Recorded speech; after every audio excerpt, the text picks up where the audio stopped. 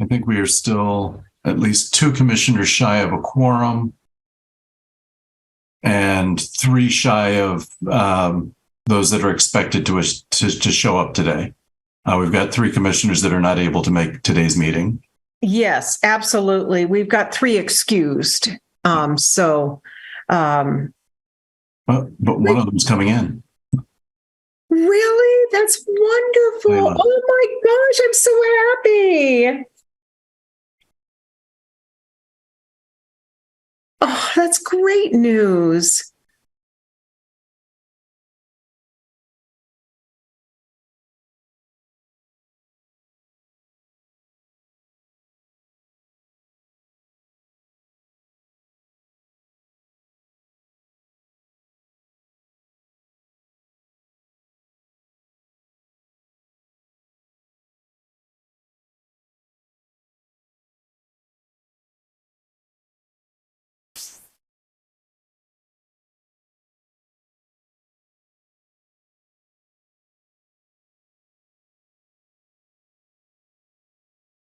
So you still need 1 more commissioner before we can start. Yeah, I think we should hold off because I know they've confirmed that they can be here just, because I knew that we were going to be short. Sandy Wiggs is on her way in. Oh, lovely, lovely. Okay. I'm so happy.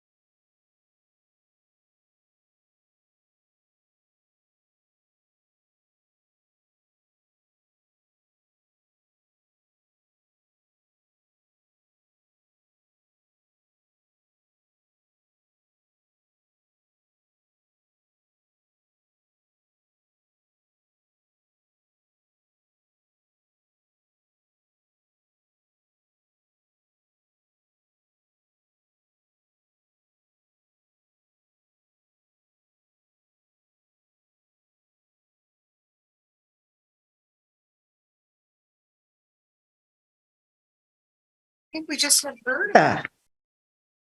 And then I think we're good to go. Would you like to start right now? I know she's coming.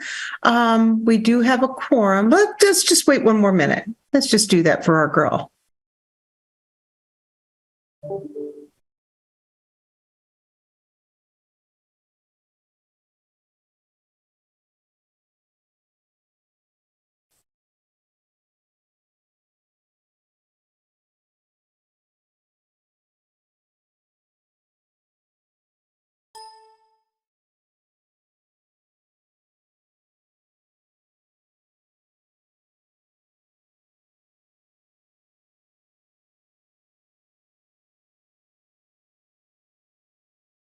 Oh, she's going to be about 5 minutes late at a doctor's. So she says if we have less than a quorum, just to give her a call on the phone. So that's fine. Let's go ahead and have you start the recording now, Jim, if you wouldn't mind. Recording in progress. All right. Thank you. Let me share screen. Thank you.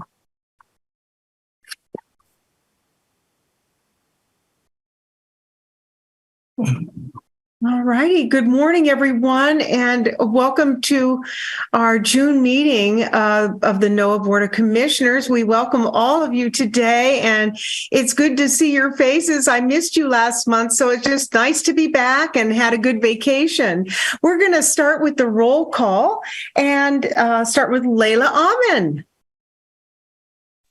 Good morning. I'm present. Welcome back, Nina.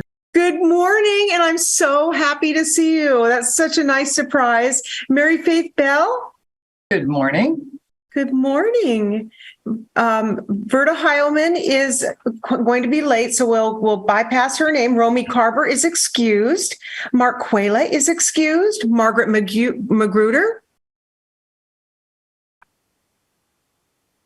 Sorry, I had a little bit of trouble unmuting. Good morning, everyone. Good to see y'all. Thank you. David Oser. Here. Nina Reed is here, and Sandy Wiggs. Hi, good morning. Hi, good morning. All righty. The second thing on the agenda is to approve the agenda. May I have a motion to approve the agenda as presented? This is Mary Faith, so moved. Is there a second? I can second that. It's Sandy. Thank you, Sandy. Is there any discussion? All in favor, say aye. Aye. Aye. Any opposed? Any abstained? Okay, motion carries. Approval of the minutes. You all have a copy of the 4 sets of minutes for March 1st, March 14th, April 6th, and May 4th. And I am looking for a motion to approve the minutes as presented for those meeting dates. I'll make that motion. Thank you, David. Is there a second? I can second that. I'll second. I'm sorry, I didn't hear. Was that Mary Faith Bell? Sure. Okay, we'll do Mary Faith Bell. Is there any discussion? I just want to note for the record that the various March minutes have been very, very thoroughly reviewed by management and by some board members.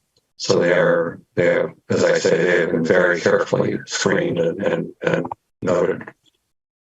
Thank you, David. So noted.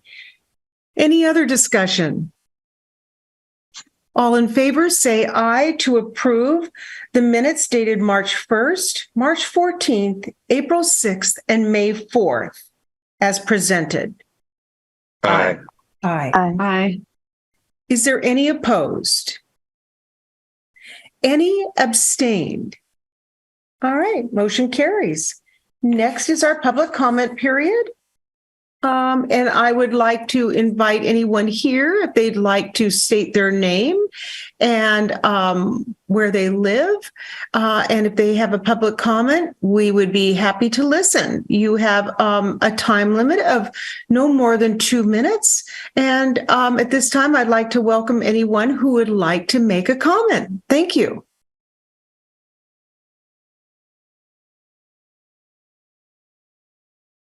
All right, if none, we will move right on to the financial report. Good morning, Sean.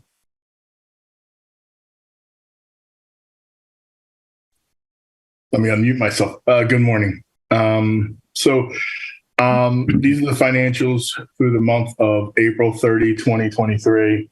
The first thing you'll notice is that cash decreased by $411,745.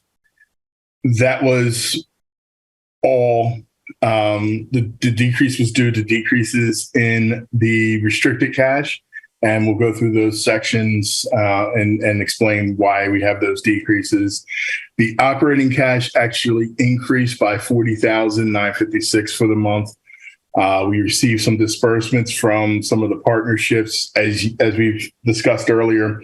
Champion Park 1 and 2, those properties have become Champion Park LLC. The remaining operating cash of $46,000 was transferred to NOHA, which paid for some of the outstanding receivables that Champion Park owed to NOHA, and there's still some lingering operating expenses that we're going to have to pay for Champion Park. So the breakdown there is NOHA received about $25,000. That's offsetting receivables and about $18,000 more of expenses that need to be paid. So our decreases were, first of all, in our development cash, the net decrease was $191,442 for the month. NOAA received 50,000 from Holden Creek for developers fees that were accrued as a receivable in prior months, which is a good thing. But we did spend 241,427 for development costs related to Owens 2, which all of that 241,000 was funded by by the CPCCO grant that we received in the prior month. So we received 400,000 of that grant. 241,000 was spent this month.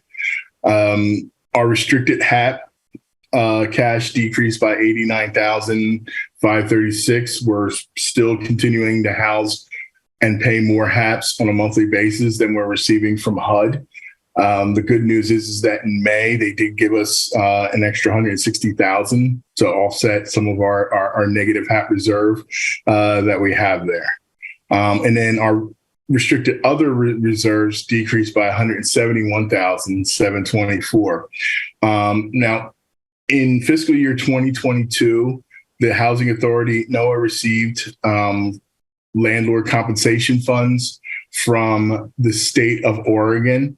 And what the state of Oregon did was they advanced funds to the Housing Authority. We showed it as unearned revenue on our financial statements. During fiscal year 2023, within the last couple of months, we've worked on a reconciliation with the state to determine of that 162 that we showed as deferred, how much needed to be returned to the state. And we had a difference of about $1,500 that actually benefit NOAA went back to admin. So we settled with the state, paid them back the advances that they gave us in the prior fiscal year. So that was a decrease in cash, but also a decrease in our liabilities. Any questions on the cash? Yes, Sean, on the unearned the landlord compensation fund, this is money that we didn't lose money on this deal, right? We got funding that we should have gotten from landlords instead of by the state. Is that right? Correct. So no, there was no lost money on it. So the state of Oregon advanced funds in prior fiscal years. Okay. They advanced us more. They advanced us 161,000 more in funding than we needed to expend on HAP for the landlords. So we returned 161,000 of the overfunding that they provided us. NOAA also did receive a management fee, and unfortunately, I don't have that number in front of me, but there was 62,000 remaining of cash in admin fee that went back to our general operating account. So they funded us for administrating the program. I think the amount was about 80 to 90,000. They funded us for administering the program, but dollar for dollar, they paid for what was paid out to the landlords, and then we returned the overfunding that they provided us. Thank you. Okay. Other current, other current assets. The decrease was we received the 25,000 from. The big part was we received the 25,000 for receivables due from Champion 1 and 2 from prior years. The non-current assets, that's our net developers, the developer fees that were received, and the pre-development costs that were expended. From the total liabilities that decreased significantly, those were, as I stated earlier, the repayment to the CPCCO, the repayment to the state, 161,000 plus we recognize the revenue because we defer the revenue for the grants that we receive in advance for the CPCCO grant. Okay. Any questions? I continue to be somewhat concerned about the large amount in tenant accounts receivable, $50,000. And I just want to know, is my concern legitimate or misplaced? Well, it's legitimate because we haven't collected it. And at some point, if we don't collect it, we're going to have to recognize a loss on that. So it's legitimate that we're continuing to, actually for this month, it actually decreased by $754, which is a good thing. So compared to last month, it did decrease, but still having that large outstanding balance from prior months, if we can't collect it, then we're going to have to end up taking a loss, a collection loss in those amounts. And probably by the end of this year, when we do the fiscal year end financials, we will recognize if we don't collect much more of that, we will recognize an allowance for doubtful accounts. Is this, how does this sort of compare to, well, anything that we might wish to compare to prior years, to other agencies?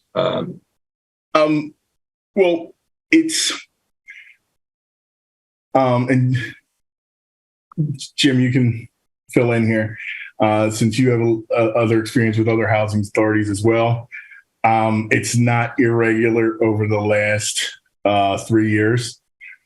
Significant increases in receivables because of some of the policies that were required. So you couldn't, there was certain eviction moratoriums and certain collection processes that you couldn't follow until lately, where you couldn't, where resident receivables just increased across the nation for housing authorities.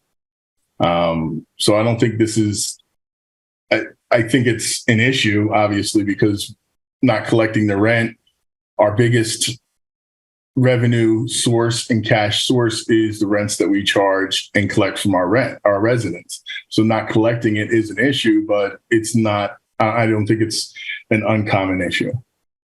And Commissioner Sandy Wiggs has her hand up. I'll let her respond and then I can add additional comments.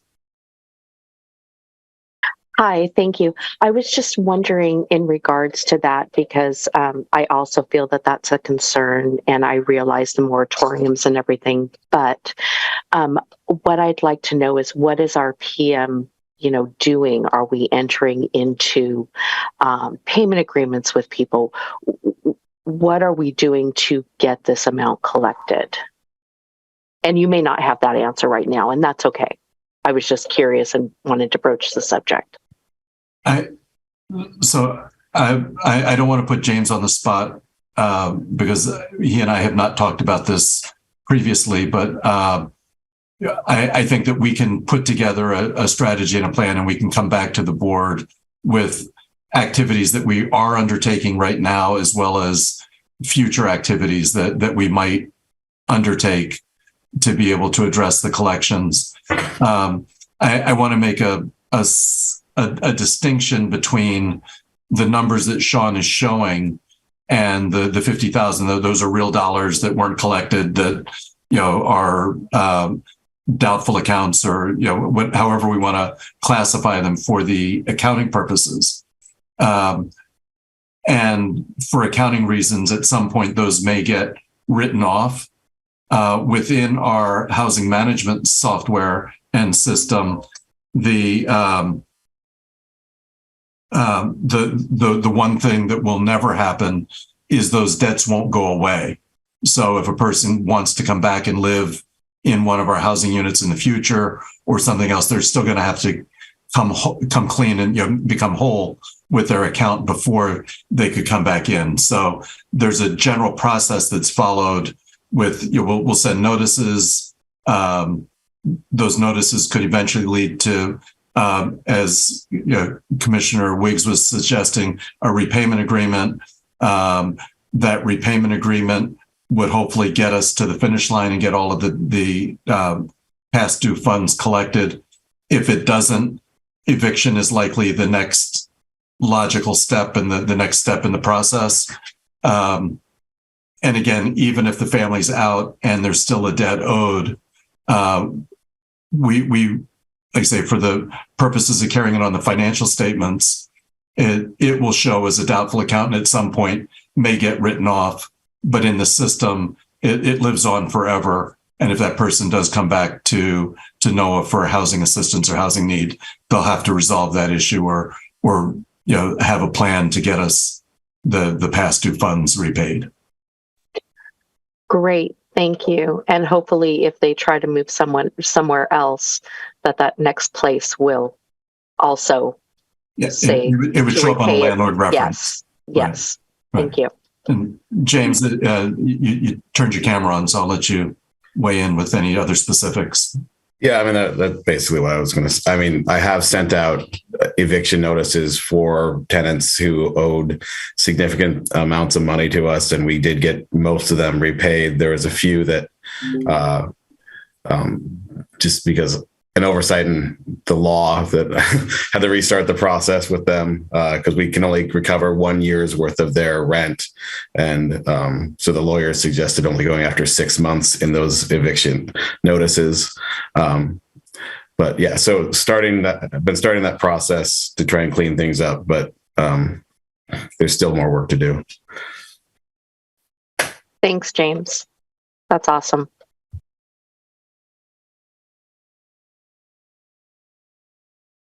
Ready for the income statement, Sean?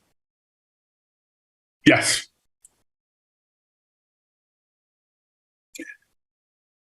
Okay, so year to date, if you can see, our operating income and loss income is $223,000. Mhm.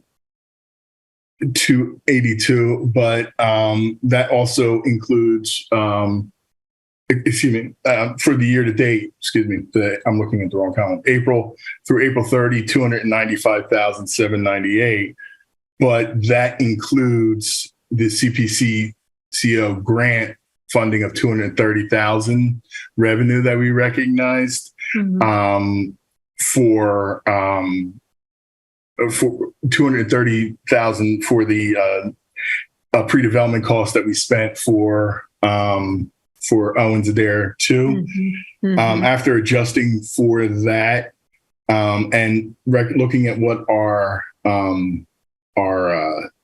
debt service payments were for interest and expense so far year to date, and excluding our non-operating for the sales proceeds that we recognized, we are showing a loss for the year of about 32,000, which compared to the budget of 211,000 isn't that we're still kind of in line because it's still we have also developers fees that we're recognizing, so we are in line with our budget with our net operating.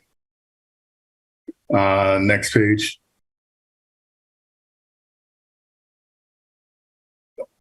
Cash flows. So broke down the cash flows year to date. So this first page shows our operating for the month. You can see there we have the bottom line shows 40,956 in positive cash flow for the month. A lot of that came from partnership distributions, 46,000 from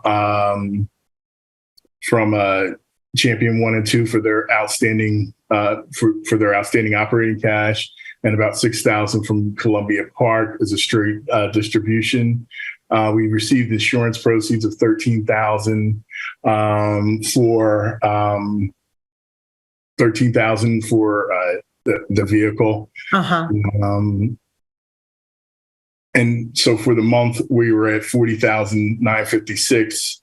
Year to date, we're a negative 69,806. And again, our budgeted net loss was 211,000. So we are on the we're not exactly where we budgeted for. So we do have some savings and some expenses this year in what we had to pay out. Go ahead to the next page, Jim. So this is the development accounts, I broke that out, and the HAP reserve and our other restricted reserves. As it pointed out, this is where the big change in cash was for the month. When I look at April, so you can see there that, yeah, we went down 191,000, but you can see that we received 400,000 last month Right. for the CPCCO grant, and that's where we're spending the pre-development costs for Owens Adair 2. Our HAP again, year to date, it decreased 231,791, 89,000 for the month, but that's kind of what HUD wants. They don't want to overfund us and have us have a big reserve. Mm-hmm. You can see here we have a negative 106,000, but during the month of May, they advanced us another 160,000. So we should, they're usually catching up on what our HAP needs are. The other cash restricted, again, 162,000, what we returned to the state. And actually 161,000 was returned to the state. And then about 1,500, as I said, with our reconciliation, once we did the reconciliation with the state, about 1,500 went to our admin fee on that program. And then for the grant receipts, that's the county funding that we received in the prior months. The expenses were all recognized and received prior to March 31, but we made the final payment in the month of April. So any questions on cash for the financials? No, but I just love how you put this statement together for us. I really appreciate it. Okay. Thank you. Really, really great, Sean. Thank you. Yeah, I agree. A huge help. Huge. Wow.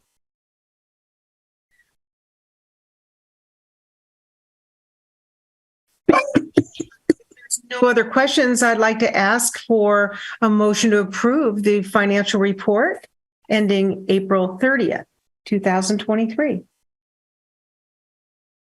I so move. Thank you, Verda. Is there a second?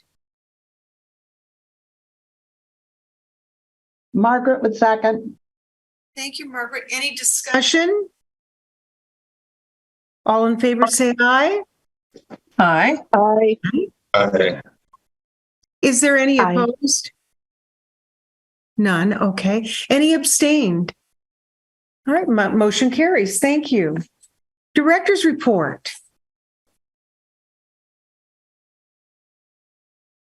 We're going to start the director's report with Sean and giving an overview of the fiscal year 2024 budget, which we will at the end of the meeting when we get to new business, ask the board to approve for our fiscal year that starts on July 1st.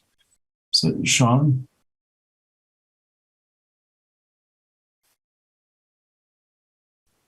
And Sean's on mute. Yeah, I was choking there for a moment. You don't want to hear that. Sorry about that. Okay. So this is the 2024 budget for NOAA. Couple things to really point out here. First thing is that we're showing balanced budget for the year. Compared to last year, we had a big negative. There's a couple items in here that to point out that gets us there. The first thing is our vacancy allowance. We're putting in only a 5% vacancy allowance. So we're planning on being 95% leased for the next fiscal year on average, whether we start the year at 95% or takes us a couple months there to get to 95%. That's what's in this budget, is planning to get to 95%. Leasing with a 5%, so that would be a 5% vacancy. We also have about a 3.5%, 3.7% increase in the tenant revenue overall. So that's planned increases in tenant rents as compared to this year. The moderate rehab program I think Sandra mentioned this at the last meeting, is ending. Those are becoming those are becoming housing choice voucher, getting absorbed into housing choice voucher program. So that's included in here as part of the housing choice voucher program. And you can see that the admin fees, that's the admin fee funding includes those units. It's not really an increase because in the prior years, we budgeted for those units.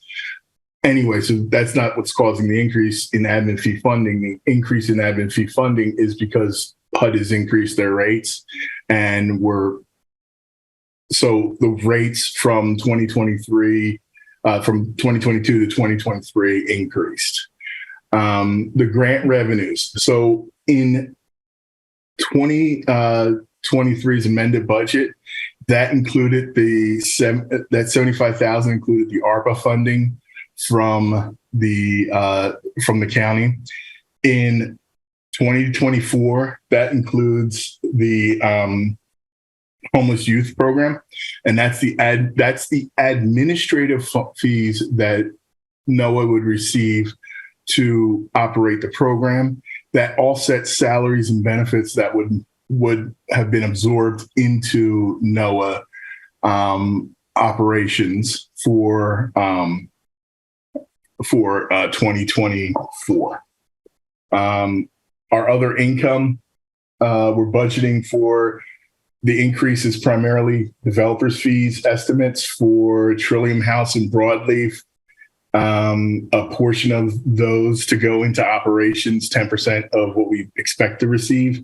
Okay. Trillium House, we're expecting sometime in the first half of the year. Broadleaf is a maybe towards the end of the fiscal year. So we're including that there, expecting that probably by the end of fiscal year 2024, we may get another portion of that administrative fees. So administrative fee expenses, you'll see here decreased by 33,956 total admin. So we have a couple things here. First thing is that we removed the deputy director's position out of the budget. So that's not in the budget for 2024. We're budgeting the executive director for one half of the fiscal year and the interim executive director for one half of the fiscal year. So in the positions that we're for the executive director, we're adding a part-time administrative assistant to start with when the executive director starts. So if the director, as we're projecting now, starts at the midpoint of the fiscal year, that's when the part-time administrative assistant would start. The existing positions that we have that are being budgeted for is we have the property manager, the finance assistant, and then a part-time executive assistant that's already in the budget for 2023 and continuing into the next fiscal year. Any questions? So we also have an increase in our Section 8 contract management because the admin fees went up as well. So there's a correlating increase in the fees as we do that. Utilities expenses, planning an increase in utilities. There's an increase in utilities, but we also plan somewhat of a decrease because we pay for vacant units. So when there's vacant units, NOHA has to pay the electric. So we do expect electric to go down because we're not going to pay for vacant units as much as we are this year. In ordinary maintenance, you can see went up. We're budgeting 2 full maintenance positions. The budget for 2023, excuse me, 2023 included only partially full positions because during the year, most of the year we didn't have somebody. And then when we had people, they were only here for partial of the year, planning on having 2 full positions for the entire fiscal year and the benefits that would go along with that. So that was really, if you look at it as compared to the prior year's budget, it's a $76,000 increase in salaries and benefits, but 2 positions is what we should be at.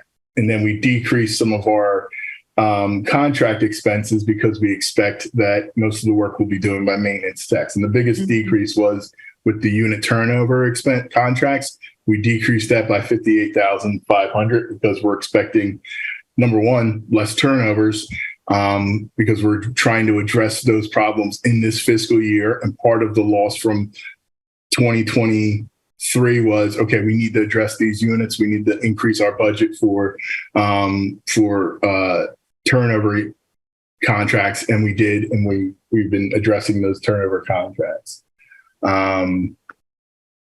General expenses, our biggest increase is we're anticipating a 15% increase in insurance over what we paid this year, which budget-wise gives us a 16.5% increase in the expense compared to last year's budget. So we're expecting when we get that insurance bill later this month that it's going to increase. That's our property and liability insurances. We expect a significant increase in those expenses.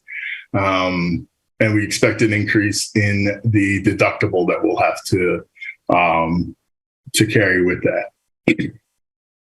When we get down to debt service, you can see that debt service, it shows as a positive because it's a positive to the budget, but it's really a decrease in our debt service payments for 2024 because by November 2023, we will pay off the debt service for 147 Main Avenue. So that'll be a building that the Housing Authority will no longer have a debt service payment for. I put in the budget for the HAT revenues and expenses that we didn't include a budget in prior years, but I want to put that in there so that when we look at our financials, we can have an idea of whether we're on target. Even though it's funded dollar for dollar and doesn't, it will, even if you show a loss, it was funded from either prior year or prior year HAT reserve. So it's in there so we can have a track of it. Okay. Any questions?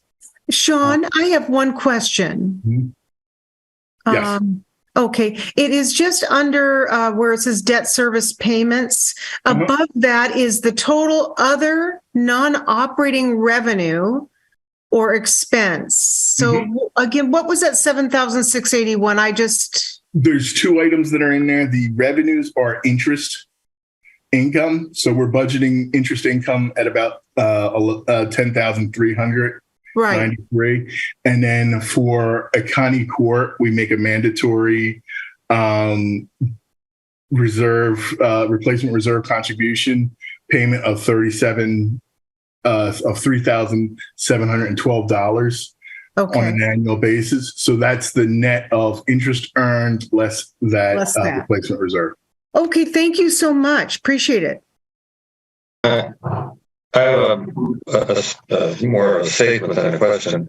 We can see what a heavy burden the debt service is on our operations, and more than half of that is on Placid Shores. Yep. I think it just underlines the necessity of doing something in regards to that property in this upcoming fiscal year, particularly as that debt service will increase when because it's a floating rate interest rate, and that will change in sometime in 2024. Thank you for that statement. And it's great that you brought that up because I know I'd love to see that change. And I know that Jim and Sean are working on that. But it would just be a dream come true first quarter.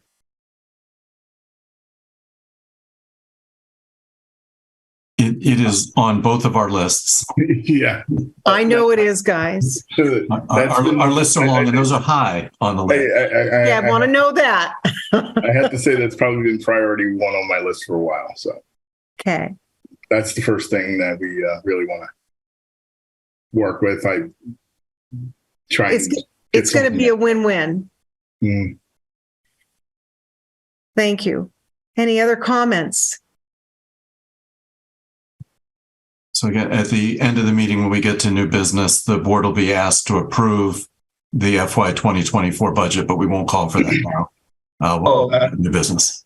I just do want to add, just for the board and for the record, that the finance committee met and reviewed this budget in considerable detail before it came here. This is not the first view of it. Exactly. Yes. If I could just make a quick plug for the committees, there have been several committees that have been meeting very actively over the last couple of weeks. And the finance committee in this budget was one of those, along with our executive director search committee. That's the next update that we'll go into. But the work of the housing authority is not possible without the active involvement of the board. And this board has been very active and involved in helping us move the agency forward. So from a staff point of view, I want to express gratitude and appreciation. I know sometimes as commissioners, you're paid very well for being on this board.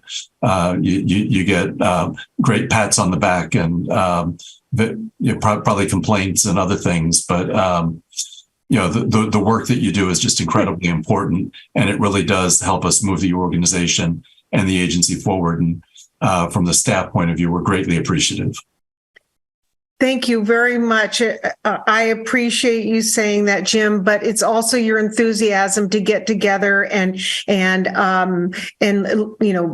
be with us with these committees, adding the board training that you've started each month. It's just so refreshing. And I just want to thank you. Thank you, Sean, too. And especially when you took us through, Sean, as a finance committee, you shared with us, you showed us the spreadsheets. You showed us, wow, these are certain items the planning committee is going to need to be looking at and are for strategic planning right away so that we can get really these decisions made for NOHA. And I'm just so thrilled. And I thank you both for your leadership. Thank you very much. Certainly my pleasure. Thank you. Thank you. So move on now then to the human resources update. Again, the executive director committee is meeting weekly, met as recently as yesterday, working on the job description, updates to the job description, developing the recruiting plan, and everything that's going to be necessary to bring in a new executive director. I don't know that there's a whole lot to report at this point other than the committee is continuing to meet. And I think as the process becomes a little bit more formalized, additional updates can come for the broader board. But again, the executive director search committee has been putting in the time to try to review and update the job description. And put together a strategy that will help NOHA find and hire its next executive director. So thank you all for that time and effort. And other human resource update that we had is we were finally at 2 maintenance techs, and we were there for, James, what is about 6 or 8 weeks, if that long. And our second tech resigned. The good news, we've posted the position, but I think James has a candidate that we're now pushing through for background checks and other things. So hopefully we'll have a second maintenance tech on board here very soon.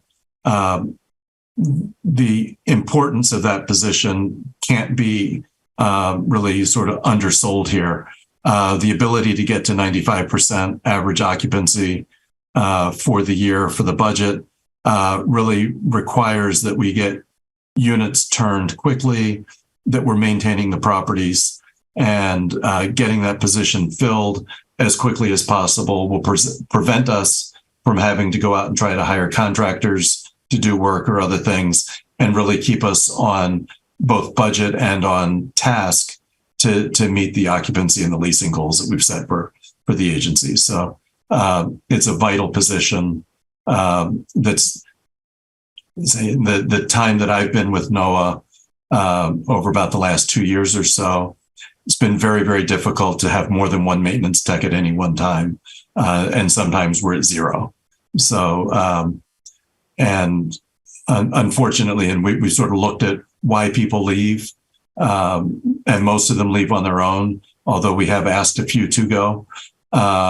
Most, are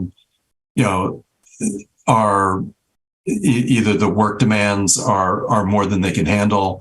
The travel time to get, from their home to our office, transportation, rising gas costs, other things.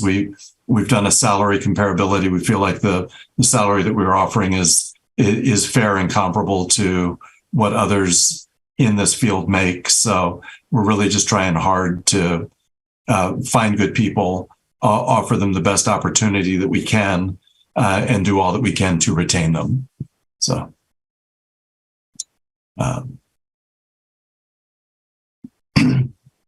next item on our agenda in the director's update is board training. We held our most recent board training on May 18th. We talked a little bit about the relevant local context to the free HUD training that was training link that was provided to the board. And we did an overview of each of the NOAA programs and properties. We didn't quite finish our full agenda that day. We're scheduled to meet again on June 15th. So we'll do a quick recap of what we went over on May 18th. And then the other items that we have on our list are the role of each of the board and each commissioner, as well as commissioner oversight responsibilities. So those are our next topics. When we do go over the review of properties and programs, if you noticed on the budget, Sean was showing debt coverage ratio as one of his factors. We'll talk a little bit about what the debt coverage ratio is and look at that for each one of the properties as we do our recap.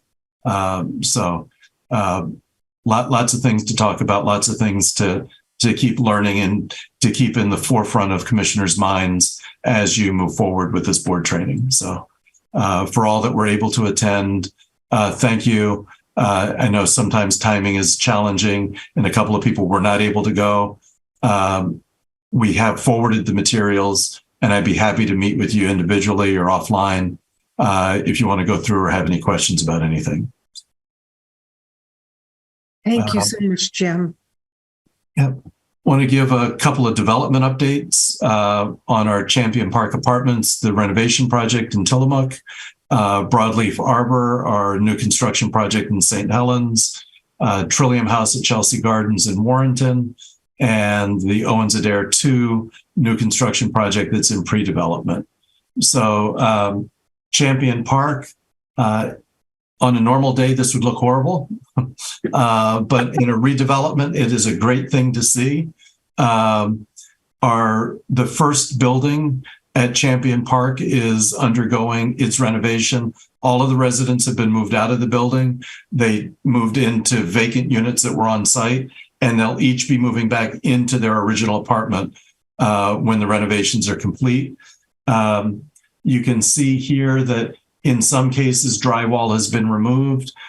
Some of that was to improve the insulation. Some of it was for wiring and plumbing. They're not taking all the drywall down, and you can see that was sort of the ceiling. They were cutting holes where they need to. The floors are all covered in paper here because they all have new laminate floors. One of the challenges that we had at Champion is those units are built on a crawl space, and there were some waterproofing issues. So the floors on those ground levels were a little spongy. So they've pulled up the subfloor. They've addressed the waterproofing issues. All of that's happening, and new flooring is being placed. Everybody's getting new cabinets, new appliances. You can see here in the kitchen, that everything's been pulled out. So they're doing work there. Upgrading wiring is necessary, and I say doing a full rehab on the exteriors. They're replacing siding that's failing. Not a full peel off and replace, but in each of the areas that are failing, the buildings will eventually get painted. And one of the other challenges that we had at Champion were these balconies and the structural integrity of those balconies. So they're all being updated, improved, shored up, and putting new railings in. So that's happening at each one of the sites. So it's exciting to see the Champion work underway.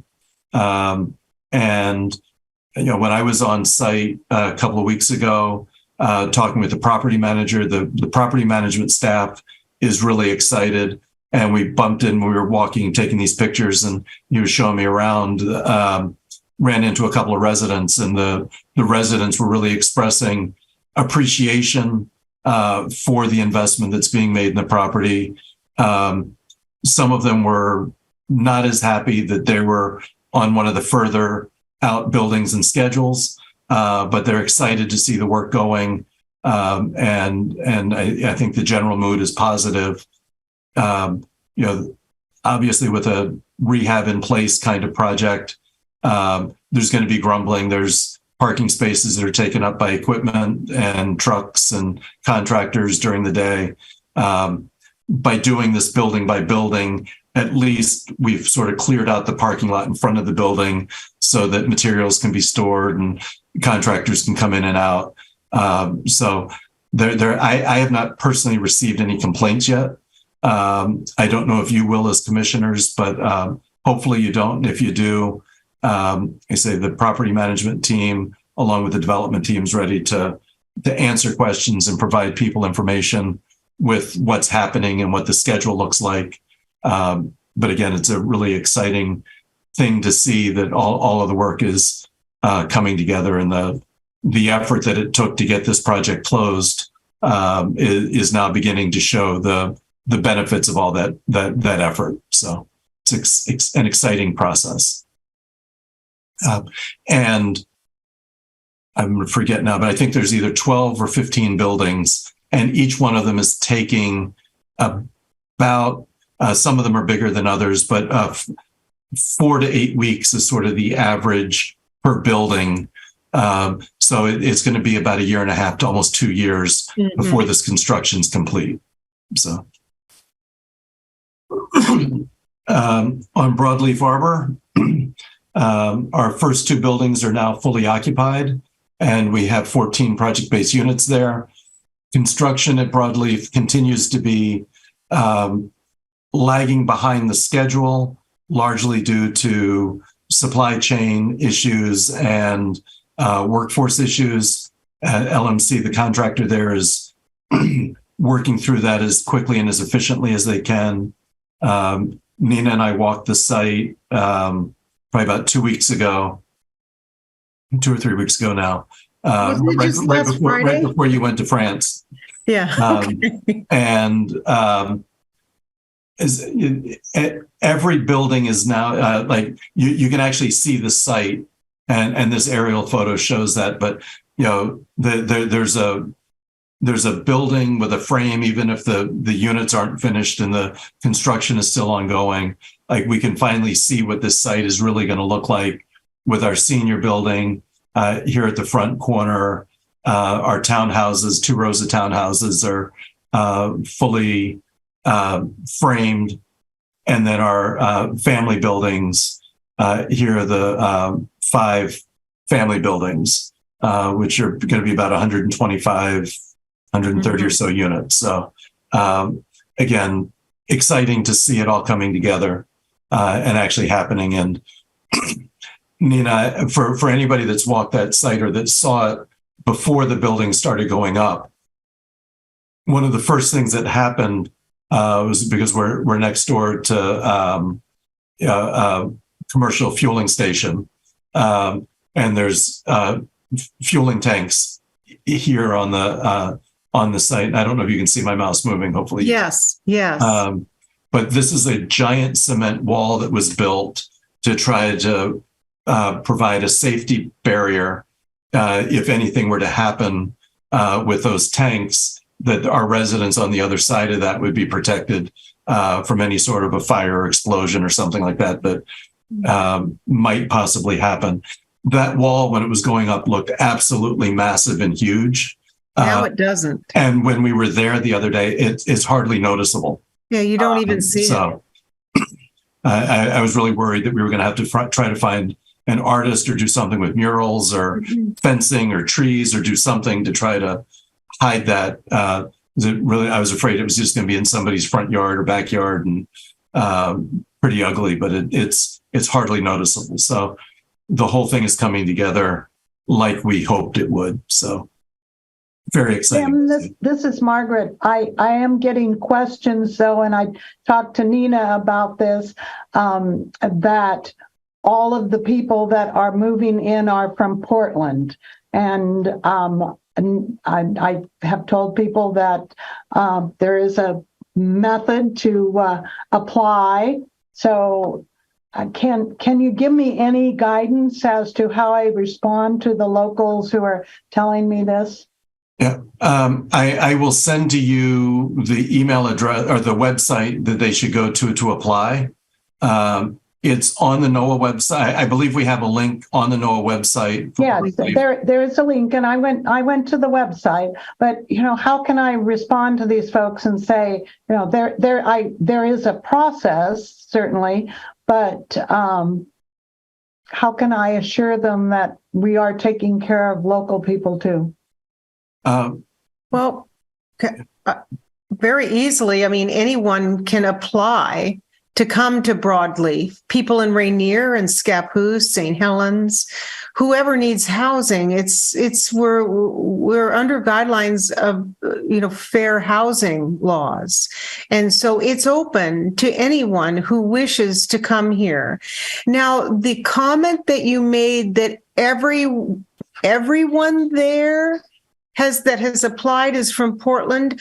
I don't know how that person who you talk to actually knows that private information. So I'm questioning that right there, because we do have people from Columbia County that are residents there now. So again, it's just like Nina. It's just like the rumor that Columbia County is opening their parks up for the homeless, and it just grows. And so I'm trying to come up with a way to assure people that we are taking care of our own too.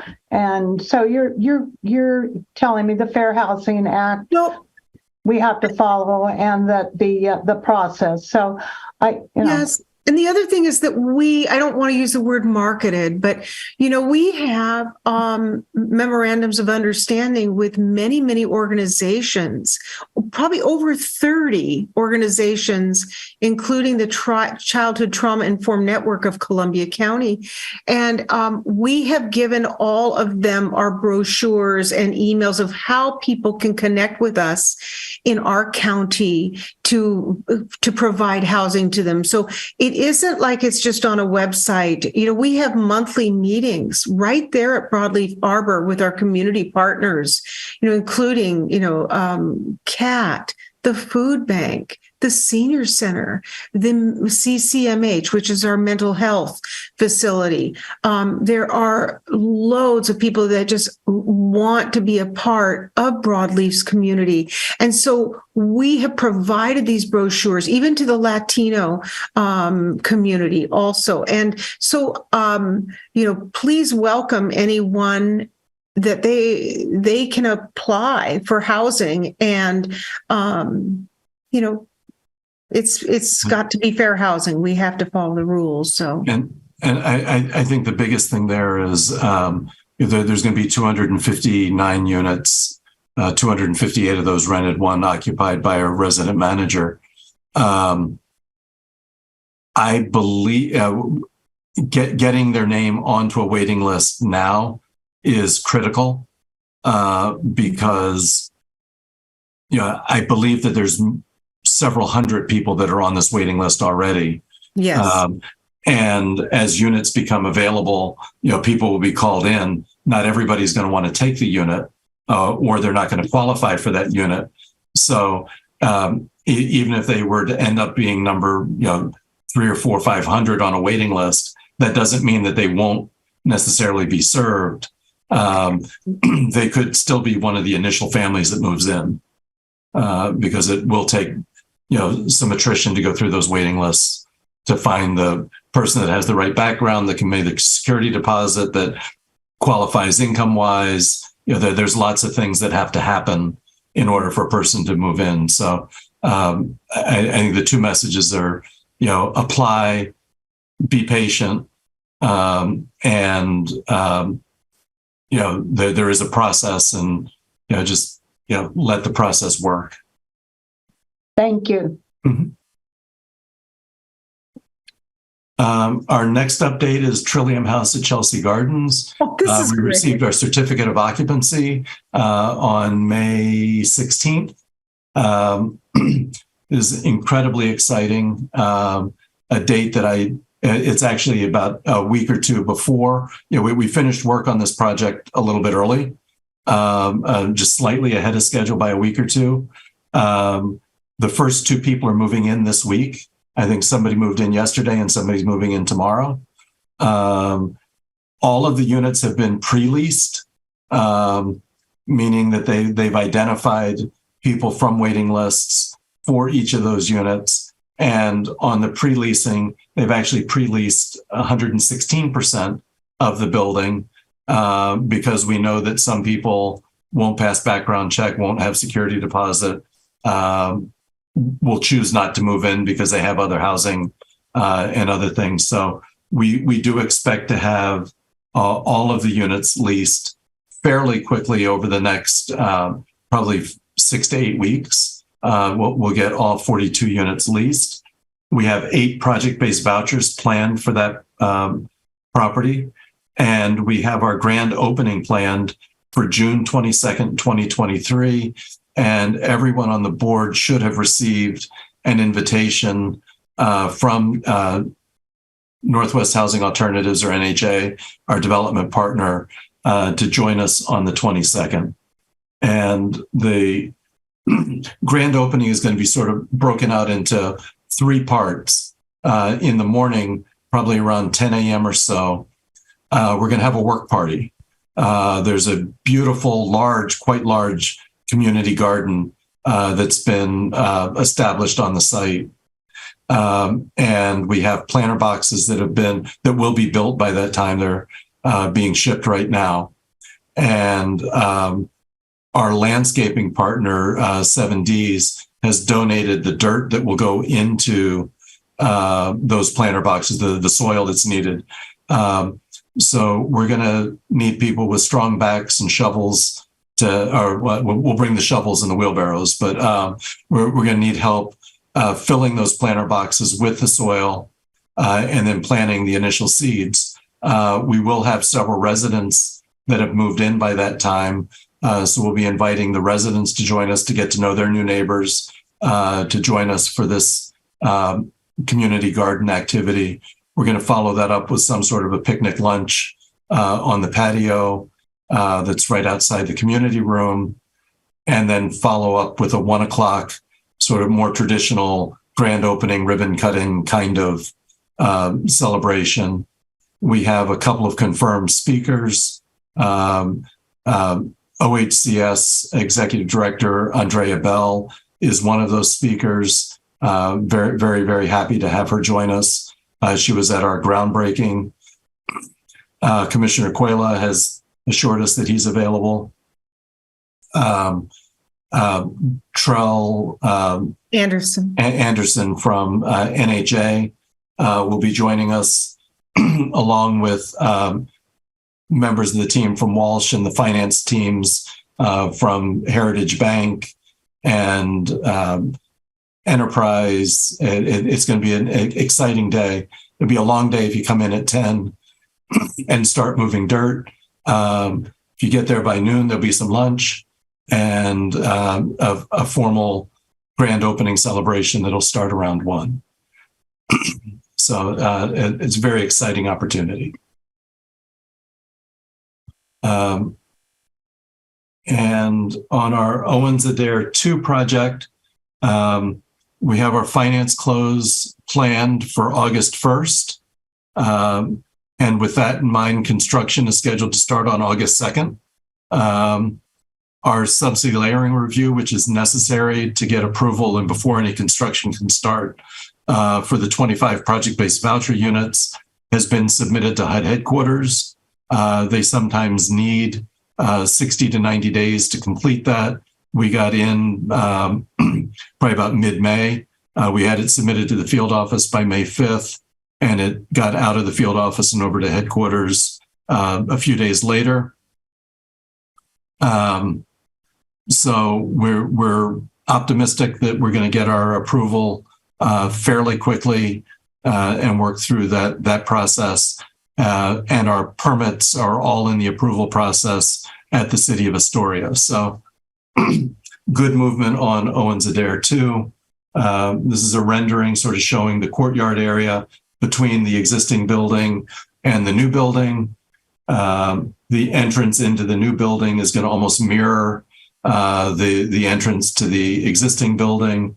So we've got a covered canopy that goes into the existing building. There will be a covered canopy that leads up to the entrance to the new building. That covered canopy is actually a green canopy. So there'll be live plants and vegetation growing on the roof, green roof building, green roof canopy. So incorporating many elements of green and sustainable design into this project. Again, all very exciting and lots of good work happening on the Owens Adair 2. Any questions on any of the development updates? If not, I'm going to turn it over to James to talk a little bit about property management.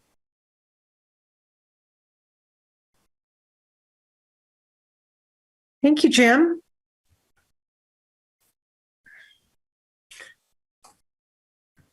All right. So this is the occupancy report as of yesterday. As you can see, we are at 90%. I'm hoping to have another lease up next week.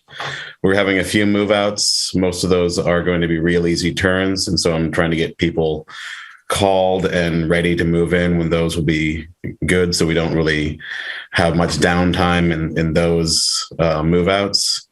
So I'm hoping that this number just goes up, keeps going up next month, a couple percentage, even with the move outs. Yeah, and James, I think it's important to point out or recognize that we've gone from was about 25 vacancies now down to 15. Not probably moving as quickly as we had hoped. The loss of Adam, I think, slowed a couple of things down, but hopefully getting the new maintenance tech on board and hired, we'll be able to pick up the pace a little bit. And I mean, when I started, I think there was probably more than 25 vacancies, but a lot of the worst turns, I think, have been turned.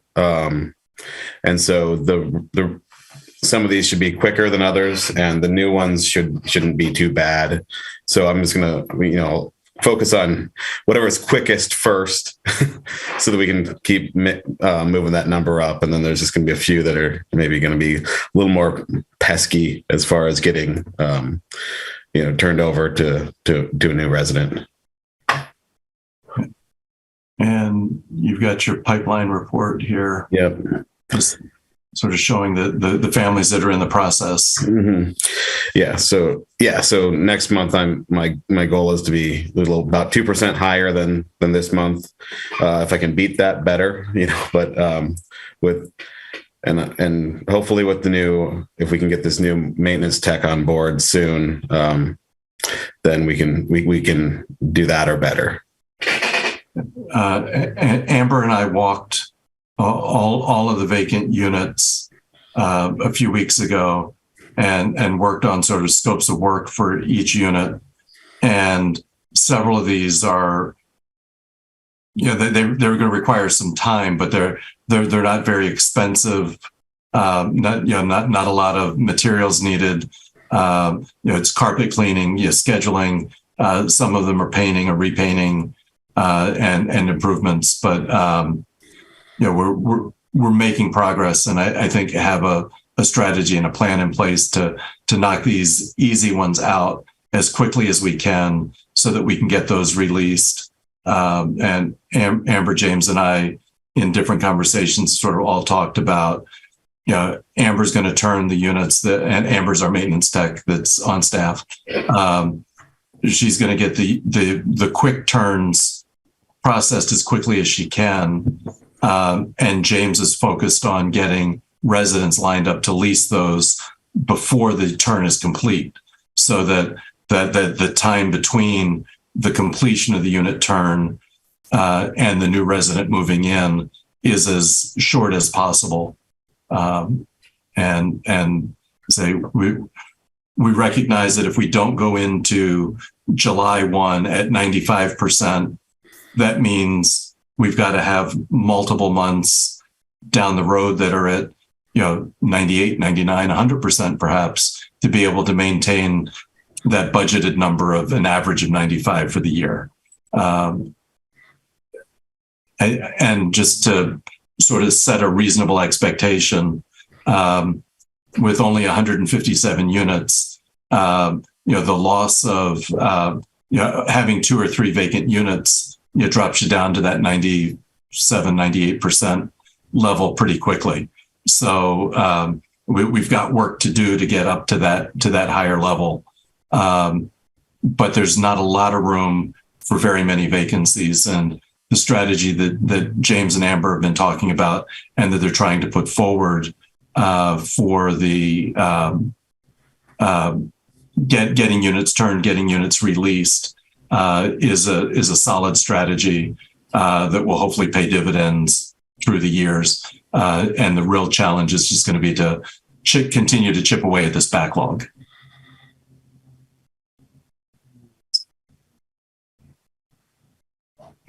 Any questions about the property management update? We will move on then to the Housing Choice Voucher Program update. And Sandra? Hi, good afternoon, everyone. So on the Housing Choice Voucher Program, a lot of activity as we continue to report every month. For the total vouchers leased for May, it was 1,012. For each program, you can see the breakdown then of how many in each program and the percent of those in each program that are leased up. So just as a reminder, the VASH program and the FUP program are referral programs. So we get referrals from the VA for the VASH program and referrals from Health and Human Services for the FUP program. So leasing for those programs is dependent on the referrals. But we do work closely with those organizations and communicate with them on the vouchers that we have available and on the referral process. Overall, then, the total utilization for the HCV program is just under 87%. And we'll talk about that in just a little bit more as far as what that means leasing potential wise. On the emergency housing voucher program, we have 55 vouchers leased of the 57 available. And the moderate rehab program, there's 36 families in occupancy as of May. So taking you down now to the bottom part of the graphs here on the leasing potential.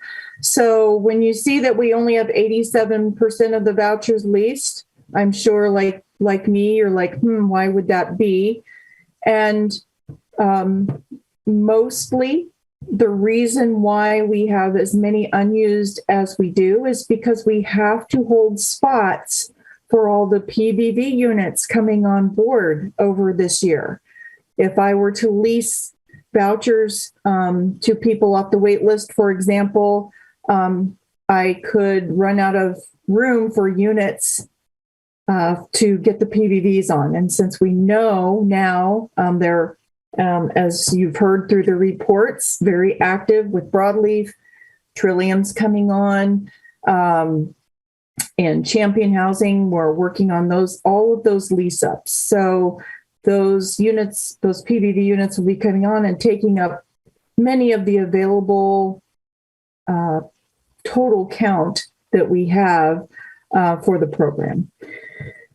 So in any case, the summary of that is that right now on the HCV program, we have all the vouchers accounted for, maybe not leased right now, but they will be leased as we occupy the PBV units. On the EHV program, we do have 2 available vouchers to lease, but we have several families searching. So, which means they have a voucher and they're looking for a place. So that program is also, every voucher is accounted for. And then of course, as we mentioned, the mod program, as Sean mentioned earlier, and I've mentioned previously, that program is sunsetting, and those families are being converted to Housing Choice Voucher as of 7/1. And all of the families who are occupying there, they've all been issued vouchers. So we have had several meetings with them. They have their vouchers. We have done inspections for them. Most are planning to stay where they're at and just converting their voucher in their current unit. There's a few that are looking to exercise their choice to move somewhere else. But again, most of them are planning to stay in that same building in their same units. So I think that is going fairly well. And just as an update, we were able to finally issue them their vouchers because HUD just in the last week or two sent NOAA our official funding notification so that those vouchers are going to be, funded, which we knew they would be, but there's a process at HUD like everywhere else and all these clearances that have to happen. And Sandra, if I could just say for the board, I don't know that we'll get to it in this next training, but in one of the future trainings, one of the things that I want to try to go over with you is how the voucher program is funded. And because it's not as simple as it might seem. Mm-hmm. And we have 1,165 total units, but we also have budget, and we are the lower of the 1,165 units or whatever we can support financially. And that intersection between the unit count and the budgets is a really critical piece. And Sandra and Sean both get reports and information and are comparing data to make sure that we never get into what HUD calls a shortfall situation. Mm-hmm. And NOAA was in a shortfall situation several years ago where we had more vouchers leased than we had money coming in to support. Mm-hmm. And So it's a careful dance.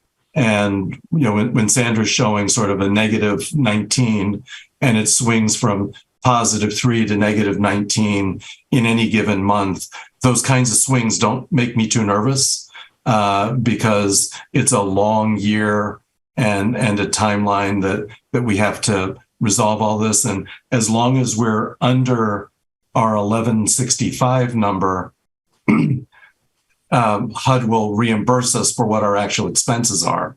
But it's a very careful dance that has to be done to make the voucher program work. Sandra, I've got a question. Mhm. First of all, congratulations on getting that letter. I mean, so you just never know when they're going to pop up with that. And I wanted to go to your 2023 top of the page utilization piece. Mhm.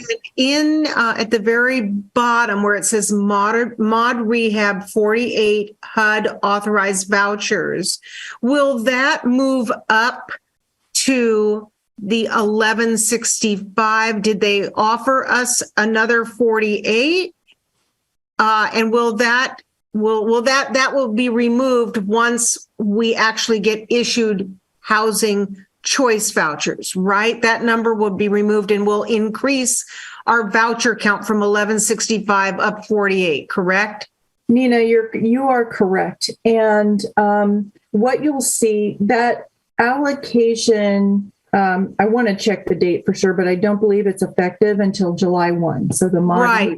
contract ends June 30th. And so when I say that we've issued vouchers to those families, we have, but their funding actually will be effective for those vouchers July 1. And as another side note, the mod contract was originally for 58, 59, I believe. 59 yeah, something. units. Oh, you're kidding. And in a bit of a surprise, but it's a good way to us, the funding letter funded us for 59 vouchers instead of the 48. You're kidding. That is so fantastic. That's more than. Yes. So that means that what that means to me is a preservation of those original affordable units in this area. Thank goodness. Jim and I since we've started here, have had several conversations with HUD about that mod program and our concerns about preserving that, if not that building and that program, preserving the affordable housing support. And so I was happy and surprised when we got that letter. And if it was a mistake, we're not going to point it out. Yeah. Oh gosh, that's wonderful news. Thank you. Mm-hmm. So you'll see in the July report, that's where you'll see the shift, just so that you know.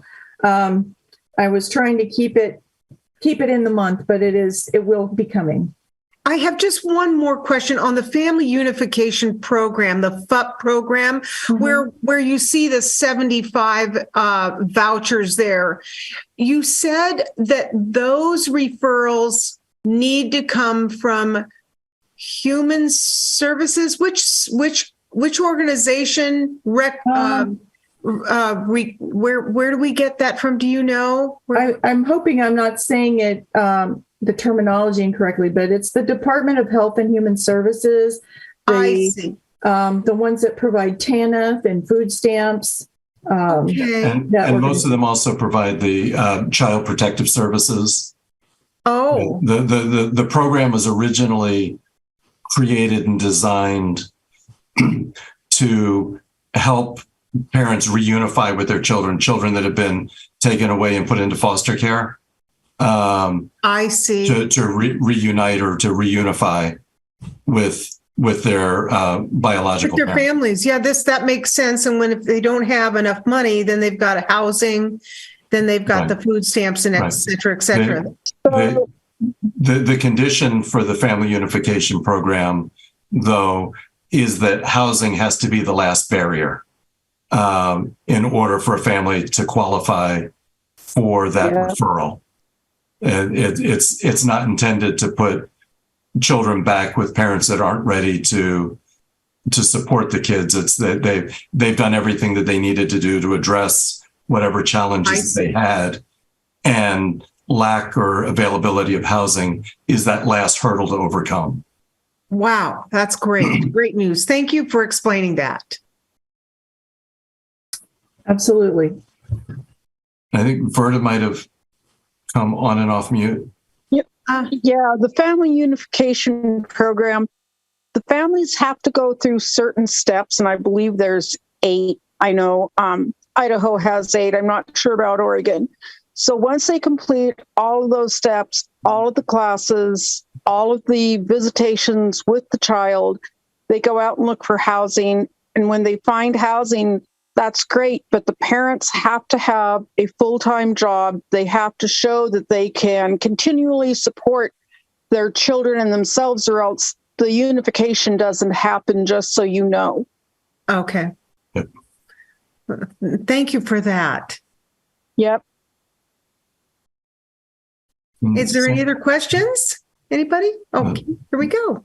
And this is just sort of a summary of the planned vouchers. When I was talking earlier about they're spoken for one way or the other, this is where, in more detail, the PBVs are spoken for and what has been leased up so far. Mm-hmm. So that's what you see on this page. Okay. Any other questions? I love the report. Thank you very much, Sandra. Mm-hmm. Old business, we don't have any, so we'll go on to new business action items. Before we get started and take a look at our resolutions for today, I do want to let the board know again that the Finance Committee did get together, and this is where we looked at the 2024 operating budget, and we also looked at the creation of the development fund, which is where we receive developers funds. So these next 2 resolutions, the Finance Committee is coming forward to recommending that you approve these today.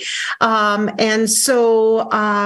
going to go ahead and start with asking for a motion to approve the fiscal year 2024 operating budget for NOAA. Is there a motion to approve? This is Mary Faith. So moved. Is there a second? Second. David, thank you. Any discussion? All in favor say aye. Aye. Any opposed? All righty. Any abstained? All right, motion carries. Next is Resolution 2023-14. It's creating the Future Building Fund. And actually, it's my resolution is right under here. I think I've got it. Here it is. And just so that you all have read this, it just says that the Board of Commissioners will approve all expenditures in the Development Fund account. And the Board of Commissioners directs the staff to provide monthly reports on the Development Fund. And that it's resolved that the Northwest Oregon Housing Authority Board of Commissioners adopts Resolution 2023-14, creating the Development Fund, and that such adoption will be effective June 1. And is there a motion to approve?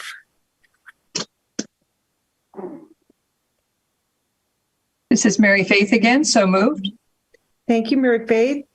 Is there a second to approve Resolution 2023-14? Second. Thank you, David. Is there any discussion? All in favor say aye. Aye. Aye. Any opposed? Is there any abstained? All right, motion carries. I do want to mention next that before we adjourn, I wanted to make sure the board did receive a special email from me to make sure that they bring me their resumes so that we can give this to our investor for Owens Adair 2. They are starting to do the underwriting, the beginnings of the underwriting phases for Owens Adair 2. So if you could please get that to me no later than Friday or Monday, I would be greatly appreciated. Is there any other comments? Nina? Yes. Yes, I just wanted to thank you all for letting me sit in on this. You all are doing a fantastic job. I don't care what anybody else says. You are doing great, every one of you. Mel, we love you. Listen, the people I have talked to, they want you just keep going. You're doing great. Well, thank you. We Thank you, are Mel. going, and we are Thank just you. thrilled. And we love seeing new guests on our NOAA meetings so that they can learn a little bit more about NOAA and be involved with what we're doing in our developments. And like I said, we're very fortunate here. And Well, I appreciate it all. And you know, I'm doing a lot better. Here I am. It's Good. well over a year and I'm still here. And Betsy and I are going to celebrate our 50th anniversary on August 2nd. oh, And you're going to get an invitation. okay, I can be there. You're going to, Yes. you people are going to be invited. So, No, not August. It's I mean, March 2nd. oh, excuse me, March 2nd. Okay, March 2nd. I'm getting it March right here. 2nd is our 50th wedding anniversary.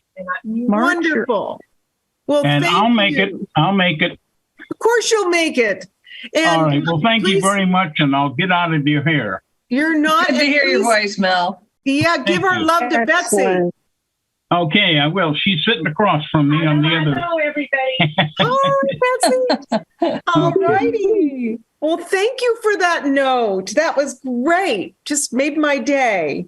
Okay. Any other comments before we adjourn? And looking forward to seeing you all on quite a few meetings coming up in June. So we're going to get started and wishing you all a great day. Really, thank you very much. Meeting's adjourned. Next meeting will be July 6th. Thanks, everyone. Thank you. Thank you all for your Bye. participation. Thank you, Jim and Sean and Sandra. James, bye-bye. Thanks, everybody. Bye. Bye, everybody. Thank you.